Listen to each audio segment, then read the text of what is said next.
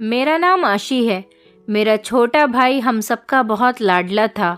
मैं अपनी शादी के बाद उसे अपनी ससुराल लेकर आ गई थी और मैंने और मेरे पति ने उसे अपनी औलाद की तरह अपने साथ रखा था। जब मेरी शादी हुई थी तो मेरा भाई 12 साल का था, लेकिन मुझे नहीं पता था कि ये जवान होने के बाद मेरे साथ कुछ ऐसा करेगा। इसके बारे में मैंने कभी सोचा भी नहीं था, क्योंकि मेरा भाई तो, हम 2 भाई बहन थे, मेरे माता पिता नहीं थे। मैं नौकरी करती थी और अपने भाई के साथ ही रहती थी।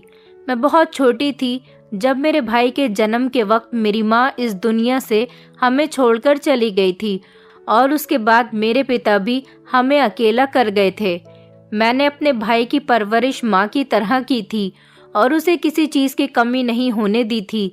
मैं नहीं चाहती थी कि मेरी शादी हो, क्योंकि मैं उसे अकेला नहीं छोड़ना चाहती थी। वो अभी बच्चा ही तो था, उसकी उम्र लगभग 15 साल थी। मेरे लगातार रिश्ते आ रहे थे क्योंकि मैं बहुत खूबसूरत थी। आस पड़ोस के लोग मिलकर मेरी शादी कराना चाहते थे क्योंकि हमारा पड़ोस बहुत अच्छा था। उन लोगों ने मेरे भाई को पालने की जिम्मेदारी ले ली थी, लेकिन मैं दूसरों के भरोसे अपने भाई को छोड़कर नहीं जाना चाहती थी। एक जगह से मेरा रिश्ता आया और जब उन लोगों को पता चला कि मेरा एक छोटा भाई भी है, तो जिस लड़की से मेरी शादी होने वाली थी उस लड़के ने फैसला किया कि वो मेरे भाई को शादी के बाद अपने साथ अपने ही घर में रखेंगे। ये बात मुझे बहुत पसंद आई थी और इसीलिए मैं इसी लड़के के साथ शादी करने के लिए तैयार हो गई थी। जल्दी ही मेरी शादी भी हो गई थी और मैं अपने भाई को अपने साथ लेकर आ गई थी। उधर अपने घर में हमने ताला डाल दिया था। मेरे पति ने मेरे भाई की पढ़ाई लिखाई का खर्चा भी उठा लिया था। मेरे पति का नाम सुशांत था और मेरे भाई का नाम राजू। राजू मैं उसे प्यार से कहा करती थी, वैसे उसका नाम राज था। मेरे पति बहुत अच्छे थे। ससुराल में मेरे पति के अलावा उनके माता पिता भी रहते थे और वो लोग भी बहुत अच्छे थे। शादी के 6 महीने के बाद ही मुझे गुड न्यूज़ मिल गई थी कि मैं प्रेग्नेंट हूँ। मेरी प्रेगनेंसी की खबर सुनकर मेरे पति बहुत खुश हुए थे। पूरे 9 महीने के बाद मैंने एक प्यारे से बेटे को जन्म दिया। मेरे घर में बच्चा पैदा होने की खुशी से मेरे ससुराल वाले और मेरा पति बहुत ज़्यादा खुश थे। मेरा बेटा हम सबका लाडला था। उसका नाम मैंने अखिल रखा था। मेरा बेटा हम सबका बहुत लाडला था। जिंदगी बहुत अच्छी लगने लगी थी और दिन बहुत अच्छे से गुजर रहे थे। मैं अपने बेटे को लेकर एक दिन भाई के साथ मार्केट चली गई थी, क्योंकि मेरे पति दिन के टाइम में ऑफिस में ही होते थे। तो उन्होंने कहा होता था कि दिन के टाइम अगर तुम्हें कोई भी काम हुआ करे तो तुम राजू को ले जाया करो। मैं अपने बेटे के कपड़े खरीदने के लिए राजू के साथ मार्केट गई हुई थी और हम लोग शॉपिंग मॉल के अंदर थे। मैं अपने बेटे के कपड़े देख रही थी, लेकिन शॉपिंग मॉल में मुझे कुछ भी समझ नहीं आ रहा था, इसलिए हम लोग बाहर निकलकर दूसरे मॉल की तरफ जा रहे थे। तभी अचानक कुछ लड़के, जिन्होंने अपने मुंह पर मास्क लगाया हुआ था, वो एक बड़ी सी गाड़ी के अंदर आए और चलती हुई गाड़ी का उन्होंने दरवाज़ा खोला।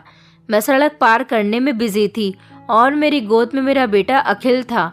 उन लोगों ने जल्दी से मेरे हाथ से मेरा बच्चा छीन लिया और गाड़ी में बिठाकर उसे ले गए। मैं अभी समझ नहीं पाई थी कि मेरे साथ क्या हुआ। मैं ज़ोर ज़ोर से चिल्लाने लगी, कोई मेरे बेटे को बचाओ। सड़क पर सारे लोग खड़े हुए तमाशा देख रहे थे। वो गाड़ी तेज़ रफ्तार से आई और मेरे बेटे को मेरी गोद से छीनकर वो लोग गाड़ी में बिठाकर तेज़ रफ्तार से ही वापस चले गए। मुझे नहीं पता था कि मेरे साथ आज ये सब कुछ भी हो सकता है। मैं बहुत परेशान हो गई थी। सड़क के किनारे खड़े होकर सारे लोगों से कह रही थी कि उस गाड़ी को रोको। मेरा भाई उस गाड़ी के पीछे पीछे दौड़ता हुआ काफ़ी दूर तक चला गया था, लेकिन गाड़ी इतनी तेज़ रफ्तार में थी कि मेरा भाई भी उन लोगों को पकड़ नहीं सका था। हम दोनों भाई बहन फौरन ही पुलिस में कंप्लेंट करने के लिए चले गए। पुलिस ने हमें भरोसा दिलाया कि वो मेरे बेटे की तलाश जल्दी ही कर लेंगे। मेरा रो रो कर बुरा हाल हो रहा था और मैं सोच रही थी कि मैं अपने पति को भला किस तरह से अपने बेटे के बारे में बताऊंगी कि उनकी पत्नी के हाथ से कोई उनके बेटे को छीन कर ले गया।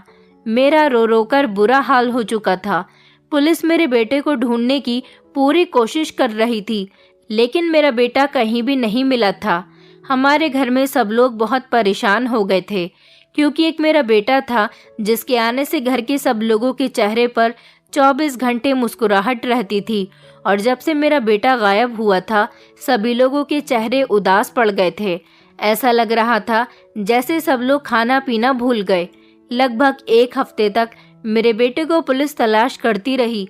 उसके बाद पुलिस भी हार मान गई थी और मेरे बेटे का कुछ पता नहीं चल सका था।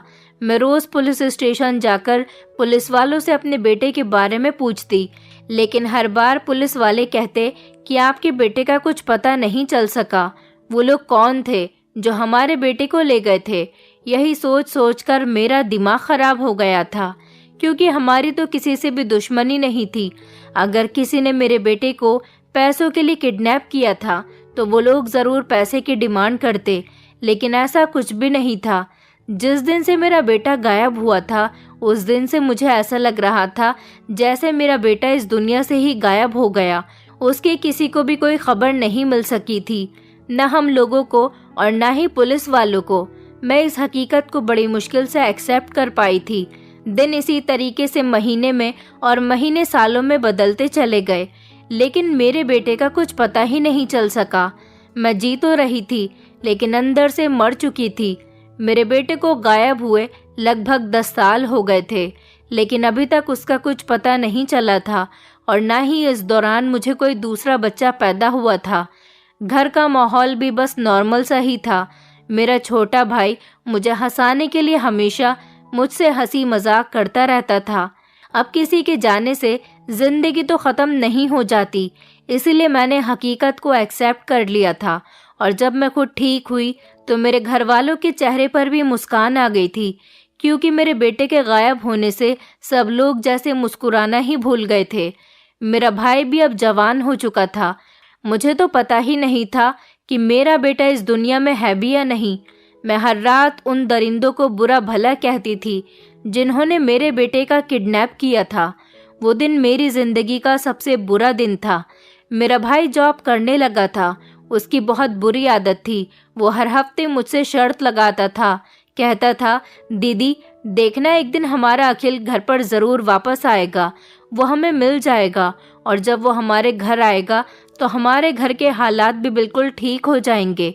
इन 10 सालों में मेरे ससुर इस दुनिया को छोड़कर जा चुके थे, और मेरी सास बेचारी अपने पति के गम में बहुत ज़्यादा बीमार रहने लगी थी। मेरा भाई मुझसे हंसी मजाक करने के लिए मुझसे शर्त लगाता। उसका कहना होता कि संडे हमारा अखिल घर वापस आ जाएगा, लेकिन जब भी संडे आता मेरा बेटा वापस नहीं आता था, और मेरा कहना होता कि ऐसा कभी नहीं हो सकता। वो इतने सालों से वापस नहीं आया तो तुम्हारे संडे कैसे आ सकता है। इसी तरह से करते करते न जाने ऐसे कितने संडे निकल चुके थे, और मेरा भाई मुझसे ये शर्त हार जाता था। वो कहता, दीदी अगर मैं हार गया तो मैं आपको शॉपिंग कराने लेकर जाऊंगा। मुझे तो शॉपिंग के नाम से भी अब नफरत होने लगी थी, क्योंकि ये वही दिन था जिस दिन मेरा बेटा गायब हुआ था। उस दिन मैं घर से शॉपिंग करने का इरादा करके ही निकली थी। मैं अपने भाई से कहती कि तुम पागल हो गए हो, भला इतने सालों बाद अखिल किस तरह से घर वापस आ सकता है। मैं तो अब अपने बेटे के घर आने की उम्मीद को छोड़ चुकी थी, क्योंकि जब वो गायब हुआ था तब वो 1 साल का था। मुझे तो उसकी शक्ल भी याद नहीं, और क्या पता वो मुझे भी पहचान पाएगा या नहीं। लेकिन मैं भगवान से हमेशा प्रार्थना करती रहती थी कि मेरा बेटा मुझे मिल जाए, मगर मेरा भाई हमेशा शर्त लगाता रहता था, और मैं उसकी खुशी के लिए उसकी शर्त को मान लेती थी। जब वो शर्त हारता तो मुझे अपने साथ मार्केट लेकर जाता था। मैं उस सड़क को देखकर सैड हो जाती थी जिस सड़क को पार करते समय मेरा बेटा मेरी गोद से छीन लिया गया था। मेरी आंखों में आंसू आ जाते थे। अपने भाई की खुशी की खातिर मैं हमेशा उसके साथ शॉपिंग करने के लिए चली तो जाती थी, लेकिन मुझे शॉपिंग करने में वो मज़ा नहीं आता था जो पहले आया करता था। बस मैं फॉर्मेलिटी पूरी करने के लिए चली जाती थी।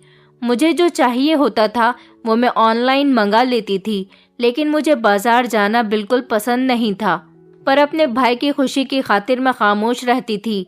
मेरा भाई हर बार भले ही अपनी शर्त हार जाता था, लेकिन जिद करके मुझे मार्केट ज़रूर लेकर जाता था।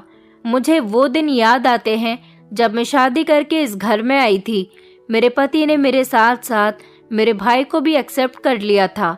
इस दुनिया में बहुत कम ऐसे लोग होते हैं जो अपनी पत्नी का हर अच्छे बुरे वक्त में साथ देते हैं।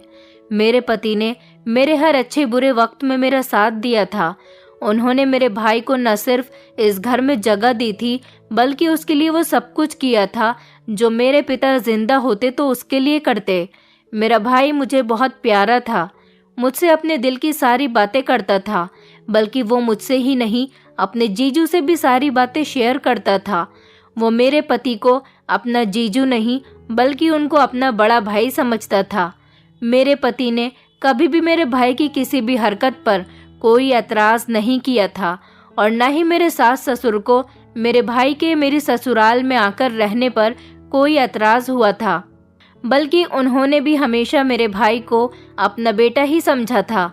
मेरा भाई भी उन दोनों को अपना माता पिता समझता था और उनका बहुत कहना मानता था, बल्कि मेरी सास की वो बहुत सेवा करता था। अभी कुछ सालों पहले जब मेरे ससुर की मौत हुई थी तो मेरी सास बहुत ज़्यादा बिखर गई थी और वो बीमार रहने लगी थी।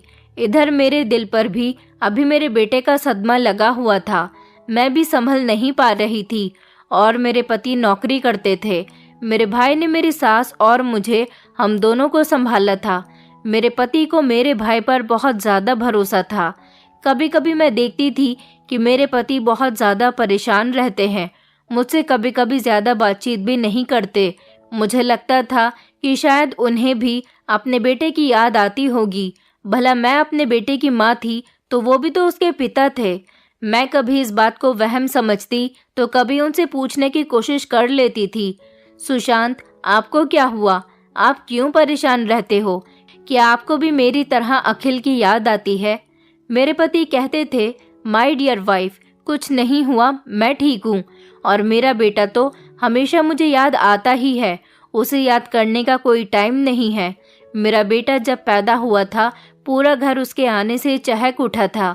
मेरा भाई तो उसे बहुत ही ज़्यादा प्यार करता था, मगर पता नहीं ऐसा क्या था कि मुझे अपने भाई की नीयत पर अब धीरे धीरे शक होने लगा था, क्योंकि मेरा भाई अब कुछ दिनों से बहुत अजीब अजीब सी हरकतें करने लगा था। किसी से फ़ोन पर बात करता था तो बहुत चोरी चुपके बात करता था। मैं अगर उससे पूछती कि तुम किसी से बात कर रहे हो तो वो बातों को गोलमोल कर दिया करता था। मुझे लगा कि शायद उसका किसी लड़की के साथ अफेयर चल रहा है। मैंने उससे कहा कि बता दो, अगर कोई लड़की है तो मैं खुशी खुशी उसके घर रिश्ता लेकर चली जाऊंगी, मुझे कोई एतराज़ नहीं। लेकिन मेरा भाई साफ इनकार कर दिया करता था कि ऐसी कोई बात नहीं है। तो ना जाने फिर कैसी बात थी और वह ऐसी हरकतें क्यों कर रहा था। इन सब में एक बात ये बहुत अजीब थी कि मेरा पति और मेरा भाई दोनों ही एक दूसरे से नज़रें चुराते थे। मैं भी उन लोगों को इग्नोर करते हुए अपने काम में बिजी रहती थी और भगवान से हमेशा यही प्रार्थना करती रहती थी कि मेरा बेटा जहाँ भी हो सही सलामत हो। मैं शायद अपने बेटे को एक तरीके से भूल भी जाती। भगवान मुझे मेरे बेटे की जगह अगर कोई और बच्चा दे देता, लेकिन शायद भगवान ने मुझसे ये खुशी भी छीन ली थी। मेरे बेटे के खो जाने के बाद मैं दोबारा कभी प्रेग्नेंट ही नहीं हुई। औलाद पहली हो या दूसरी, औलाद तो औलाद ही होती है। मैं अभी भी हर रात को रोती थी। मेरे पति मुझे चुप करवाते और कहते कि हमारा बेटा हमें ज़रूर मिल जाएगा। मैं अपने पति से एक ही सवाल करती थी कि भला आपको अभी भी उम्मीद है कि हमारा बेटा हमें वापस मिल जाएगा, जब हमारे बेटे को खोए हुए इतने साल हो चुके हैं। जब से मेरा बेटा खोया है, मेरा भाई मुझसे हर संडे को शर्त लगाता था, देखना दीदी, इस संडे हमारा अखिल हमें ज़रूर मिल जाएगा। मैं अपने भाई को हमेशा पागल कहने लगी थी और उसकी बातों से वो मुझे पागल लगने भी लगा था। अब तो मैं अपने बेटे की शक्ल सूरत भी भूल गई थी, क्योंकि मैंने अपने बेटे को 10 साल पहले देखा था और उस वक्त उसकी उम्र 1 साल थी। मेरी ममता रोज़ मेरे बेटे को पुकारती थी। मेरा भाई कहता था, देखना दीदी, हमारा अखिल ज़रूर घर वापस आएगा और कोई खुशखबरी भी लेकर आएगा। उसके आने से हमारे घर के हालात भी ठीक हो जाएंगे और आप भी बिल्कुल ठीक हो जाओगी, दोबारा से खुश रहने लगोगी और बिल्कुल सेहतमंद हो जाओगी। मेरे भाई की इस बात का क्या मतलब था, ये आज तक मुझे समझ नहीं आया था। भला वो किस खुशखबरी की बात करता था। मैंने उसे अब पूरी तरह से पागल समझना शुरू कर दिया था। कभी कभी मुझे सपना आता था कि नींद में मेरे सामने कोई बच्चा खड़ा हुआ है और वो कहता है कि माँ, मैं आपका बेटा हूँ, मैं आपका अखिल हूँ। जब मैं सुबह उठती हूँ तो मैं उस बच्चे की शक्ल भूल जाती हूँ। ये बात मैंने अभी तक घर में किसी को भी नहीं बताई थी। शायद यही मेरी सबसे बड़ी भूल थी। रात का टाइम था, सब लोग सो रहे थे। यही लगभग रात के 2 बजे का टाइम होगा। मुझे बहुत ज़्यादा प्यास लगने लगी। मैंने सोचा कि उठकर किचन से ठंडे पानी की बोतल ले आती हूँ। मैं जैसे ही उठी और मैंने पलटकर बेड की तरफ देखा तो ये देखकर मैं हैरान रह गई थी कि आधी रात का टाइम हो रहा था और मेरे पति बेड पर मौजूद नहीं थे। मैंने अपने पति को पूरे घर में ढूंढ लिया था, यहाँ तक कि मेरा भाई भी अपने कमरे में मौजूद नहीं था। उसके कमरे का दरवाज़ा खुला हुआ था और वो अपने बिस्तर पर मौजूद नहीं था। मैं देखने गई थी कि कहीं मेरे पति मेरे भाई के कमरे में तो नहीं चले गए। उन दोनों में से कोई भी मुझे पूरे घर में नजर नहीं आ रहा था। मैं दबे पांव छत पर भी देखने के लिए चली गई थी। छत पर भी उन्हें ना पाकर मुझे बहुत ज़्यादा हैरानी होने लगी थी। वो लोग छत पर भी नहीं थे और मुझे कहीं नहीं मिले। अभी कुछ ही मिनट गुजरे थे कि मुझे अपने घर के दरवाजे से किसी के बोलने की आवाज़ें आने लगी, ये जानने के लिए कि आखिर हमारे दरवाजे पर कौन बोल रहा है। मैंने चलना शुरू कर दिया और हमारे घर के गेट में एक छोटी सी खिड़की लगी हुई थी। मैंने उसे खोलकर बाहर देखा तो ये देखकर मेरे होश उड़ गए कि वहाँ पर एक आदमी मौजूद है जो बहुत ज़्यादा जख्मी हालत में है। उसे काफ़ी चोट लगी हुई है। वो दर्द से बुरी तरह से रो रहा है। मैंने उसे देखकर अपने मुंह पर हाथ रख लिया और फिर कुछ सोचकर उसे बड़ी खामोशी से अपने घर के अंदर बुला लिया और मैंने उसे बिठाया और उसके जख्म पर पट्टी करने लगी। मैं पट्टी करते हुए उससे पूछने लगी कि तुम कौन हो और तुम्हारी ये हालत किसने की है। तो उसने मुझसे कहा कि मुझे एक गिलास पानी पिला दो। उसने मेरे किसी सवाल का जवाब नहीं दिया। मैं पानी लेने के लिए जैसे ही अपने घर के अंदर गई और पानी लेकर वापस आई तो ये देखकर मैं हैरान रह गई थी कि जिस जगह पर मैंने उस आदमी को बिठाया था वो वहाँ से भाग गया था और वो अपनी जगह पर एक लेटर छोड़ गया था। मैंने जैसे ही उस लेटर को खोलकर पढ़ा तो मेरे पैरों तले से ज़मीन निकल गई। उसमें लिखा हुआ था कि अगर तुम अपने बेटे को हासिल करना चाहती हो तो तुम्हें अपने भाई को मेरे हवाले करना होगा। बस उसमें इतनी सी ही बात लिखी हुई थी और मैं ये सोच सोचकर परेशान हो रही थी कि ये आदमी आखिर था कौन। मैं उस आदमी की शक्ल ठीक से नहीं देख पाई थी क्योंकि उसका चेहरा बुरी तरह से जख्मी था और वो बार बार अपने चेहरे पर हाथ रख रहा था। अब हर रोज़ ऐसा होने लगा था। किसी न किसी तरह से हमारे घर में ही मुझे कोई न कोई चिट्ठी मिलती थी। उसमें लिखा हुआ होता था कि अपने भाई को मेरे हवाले कर दो तो तुम्हें तुम्हारा बेटा मिल जाएगा। भला मेरे घर में ये चिट्ठी कौन रख रहा था? ये सब सोच सोच कर मैं पागल हुई जा रही थी। मेरा पति, मेरा भाई या फिर मेरी सास, क्योंकि हम 4 लोग ही इस घर में रहते थे। और ये चिट्ठी हर बार मुझे ही क्यों मिलती थी? स्पेशली ये चिट्ठी कोई मेरे लिए ही लिख रहा था। मैं किचन में खाना बनाने जाती तो मुझे मसाले के डिब्बे में मुझे वो चिट्ठी मिल जाती और कभी मैं छत पर कपड़े सुखाने जाती तो छत की सीढ़ियों पर चिट्ठी रखी हुई होती थी और हर चिट्ठी में एक ही बात होती थी। मेरी सास तो बहुत ज़्यादा बूढ़ी हो गई थी। वो कमरे से बाहर तक नहीं निकलती थी। मेरे पति और भाई वो दोनों नौकरी पर निकलते तो रात को ही घर में आते थे। उस रात मेरे पति और भाई कहाँ गए थे ये बात भी मुझे पता नहीं चल सकी थी क्योंकि जब वो आदमी जा चुका था तो मैं उस चिट्ठी को लेकर अपने कमरे में चली गई थी और उसको पढ़ते पढ़ते रोने लगी थी। अपने बेटे को याद करने लगी थी और इसी वजह से मुझे गहरी नींद आ गई थी। सुबह जब मेरी आँख खुली तो मेरे पति बिस्तर पर मौजूद थे। जब मैंने उन्हें पूछा कि आप रात के टाइम पर कहाँ गए थे तो उन्होंने मेरी बात को इग्नोर कर दिया और फिर उस दिन के बाद से मेरे दिमाग से ये बात निकल गई। मुझे अब अपने बेटे की तड़प महसूस होने लगी थी। मैंने फैसला कर लिया कि मैं अपने भाई से इस बारे में बात करूंगी और उससे कहूंगी कि ये जो कोई भी है तुम्हारी चाहत कर रहा है, तुम उसके पास चले जाओगे तो ये मुझे मेरा बेटा लौटा देगा। मुझे नहीं पता था कि ये चिट्ठी वाला इंसान कौन है। मैं अपने भाई के पास गई और उसे पूरी बात बताई। वो भी मेरी बात सुनकर शॉक्ड रह गया था।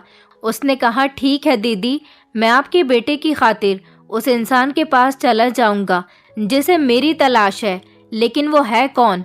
मैंने अपने भाई से कहा कि ये बात तो मुझे भी नहीं पता कि वो चिट्ठी रखने वाला इंसान कौन है। फिर कुछ दिनों के बाद मुझे सफाई करते टाइम पर फिर से एक चिट्ठी मिली और उसमें लिखा हुआ था कि तुम अपने भाई को लेकर पास वाले मंदिर पर आ जाना, वहां पर तुम्हारी मुलाकात तुम्हारे बेटे से भी हो जाएगी। मैंने अपने भाई को ये बात बता दी थी। मेरे भाई ने ये बात मेरे पति को भी बता दी। मेरे पति ने कहा कि ऐसे जाना ठीक नहीं है, राजू की जान को खतरा भी हो सकता है। मेरे भाई ने कहा, जीजू मुझे जान की कोई परवाह नहीं, मेरा भांजा मिल जाना चाहिए, बस यही मेरे लिए बहुत है। हम सब लोग मिलकर मंदिर पर चले गए थे। वहां जाकर हमने चारों तरफ देखा, हमें कोई नजर नहीं आ रहा था। कुछ देर इंतजार करने के बाद हमें वहां पर एक काले रंग की साड़ी में औरत नजर आई। उसके साथ लगभग एक 10 साल की उम्र का बच्चा भी मौजूद था। मेरी आंखों में चमक जाग उठी थी कि ये तो शायद मेरा बेटा है, लेकिन ये औरत कौन थी? मैंने तो इसे पहली बार देखा था।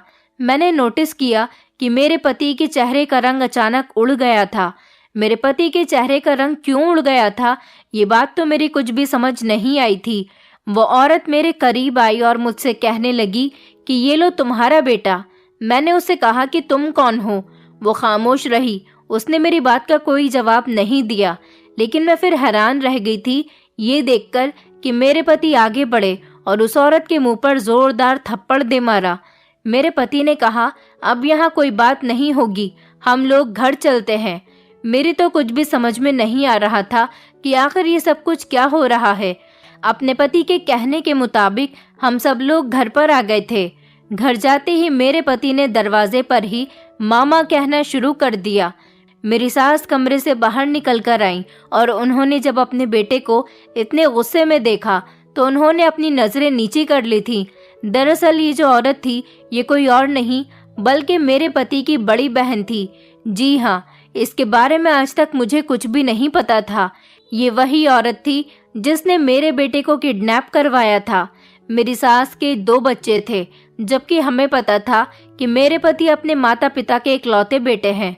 मेरी नंद ने काफी सालों पहले भागकर अपनी मर्जी से शादी कर ली थी, जिसके बाद मेरे ससुर ने अपनी बेटी से सारे संबंध खत्म कर दिए थे और मेरे पति ने भी सोच लिया था कि उनकी बहन हमेशा हमेशा के लिए मर गई। मेरी नंद ने भागकर शादी तो कर ली थी, लेकिन वो अपने ससुराल में खुश नहीं रह रही थी। धीरे धीरे उसकी शादी को 2 साल गुजर गए और अभी तक उसके यहाँ पर बच्चा पैदा नहीं हुआ था। 2 साल बाद मेरे पति की शादी मेरे साथ हो गई और मुझे अपनी शादी के 6 महीने बाद ही गुड न्यूज़ मिल गई। मेरी नंद को मेरे घर की सारी बातें पता चलती रहती थीं, क्योंकि मेरी सास अपनी बेटी से चोरी चुपके मिलती और उनसे कभी कभी फ़ोन पर बातें भी कर लेती थी। मेरी नंद हमेशा अपना दुख अपनी माँ को बताती रहती थी, क्योंकि मेरी नंद की सास उसको इस बात पर बहुत ज़्यादा तंग करती थी। इसलिए मेरी सास ने प्लान बनाया कि जब उनकी बहू बच्चा पैदा कर लेगी तो मौका देखकर मेरी नंद मेरे बच्चे को किडनैप करवा ले और वो बच्चा अपने पास रख ले। इस तरह से उसकी सूनी गोद भी भर जाएगी और उसके ससुराल वालों का मुंह भी बंद हो जाएगा। मेरे पति ने तो मेरी नंद के घर से भाग जाने के बाद ही उसकी किसी भी तरह की खबर रखने की कोई कोशिश नहीं की थी, और आज इतने सालों बाद उसे देखकर मेरे पति सारी कहानी समझ गए थे, क्योंकि कई बार मेरी सास ने उन्हें कहा था कि बेटे अपनी बहन को घर बुला लो, उसकी सास उसे बहुत ज़्यादा तंग करती है, उसके कोई बच्चा नहीं हो रहा। जबकि मेरी नंद ने जिस लड़के के साथ शादी की थी वो बहुत ज़्यादा अमीर था।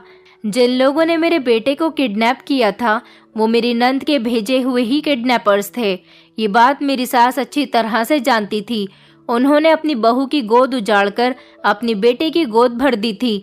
मेरे पति को कुछ दिनों पहले शक होने लगा था, क्योंकि जिस दिन वो आदमी जो बहुत ज़्यादा जख्मी था और अपनी जगह पर चिट्ठी रखकर छोड़ गया था, मेरे पति और भाई ने उसे घर से निकलते वक्त देख लिया था। वो कोई और नहीं, वो वही आदमी था जिसके साथ मेरी नंद की शादी हुई थी। उस रात मेरे पति के दोस्त का एक्सीडेंट हो गया था और मेरे पति और भाई दोनों उसी के सिलसिले में घर से बाहर गए हुए थे। मैं परेशान न हो जाऊं इसलिए उन्होंने मुझे ये बात नहीं बताई थी। वक्त के साथ साथ मेरी नंद का पति भी अब नियत खराब करने लगा था, क्योंकि उसका बिजनेस अब धीरे धीरे लॉस में जा रहा था। उसने सोचा कि हमारे घर के हालात बेहतर हैं तो इसीलिए वो मेरे बेटे को मुझे वापस कर देगा, और उसने मेरे भाई की मांग इसलिए की थी क्योंकि 2 साल पहले कभी मेरे भाई ने मेरी नंद के पति की कार पर धोखे से टक्कर मार दी थी। ना तो वो ये बात जानता था कि ये मेरा भाई है, और ना ही मेरा भाई ये बात जानता था कि ये आदमी मेरी नंद का पति है। बल्कि मुझे ही ये बात नहीं पता थी कि मेरी नंद भी है, क्योंकि मेरे पति और सास ने मुझसे ये बात छुपाई थी।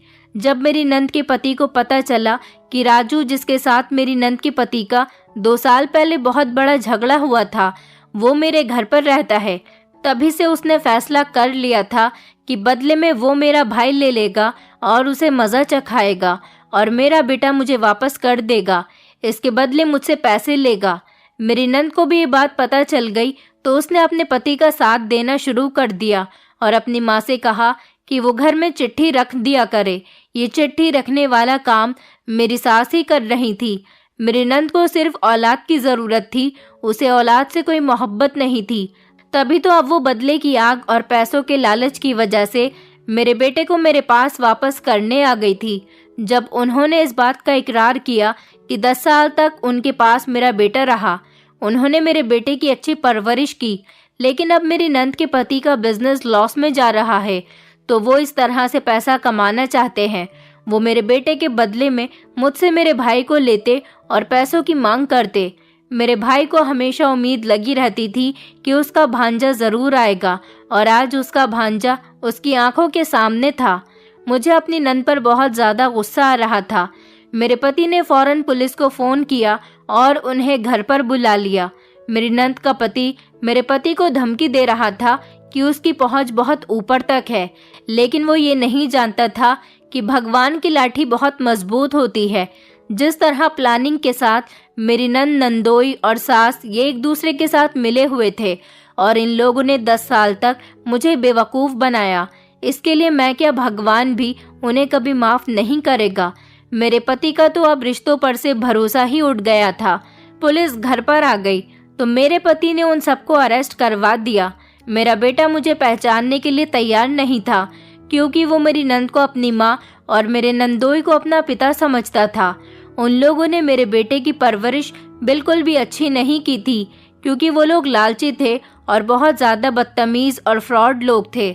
मेरा बेटा भी बहुत ज़्यादा बदतमीज़ था, लेकिन भगवान का शुक्र है कि धीरे धीरे मैंने उसको बहुत सुधार दिया। पुलिस ने मेरी नंद और नंदोई को किडनैपिंग के सिलसिले में अरेस्ट कर लिया और उन्हें सज़ा भी हो गई थी। मेरी सास को तो जेल नहीं भिजवाया गया, क्योंकि वो बहुत बूढ़ी औरत थी। मेरे पति ने कहा कि उनके लिए यही सज़ा काफ़ी है कि इनका बेटा इनसे दूर हो जाए। मैं, मेरा भाई और मेरे पति और मेरा बेटा, हम लोग वो घर छोड़कर दूसरे घर में शिफ्ट हो गए थे। मेरी सास अब उस घर में अकेली रहती है और मेरे पति से बहुत माफ़ी मांगती है, पर शायद मेरी सास के किए की यही सज़ा थी कि उनकी औलाद उनसे दूर हो जाए, क्योंकि एक दिन वो था कि उन्होंने मेरा बच्चा मुझसे दूर कर दिया। 10 सालों बाद अपने बच्चे को देखकर मैं बहुत ज़्यादा रोई थी और बहुत खुश हुई थी। अब हम सब लोग बहुत खुशी खुशी एक साथ रहते हैं, और इस हादसे को अब काफ़ी साल हो गए। दोस्तों, उम्मीद करती हूँ आपको हमारी कहानी पसंद आई होगी। कहानी पसंद आई है तो वीडियो को लाइक करें, चैनल पर नए हैं तो चैनल को सब्सक्राइब करें, और हाँ, नोटिफिकेशन बेल को ज़रूर दबाएं ताकि अगली अपडेट सबसे पहले आपको मिले।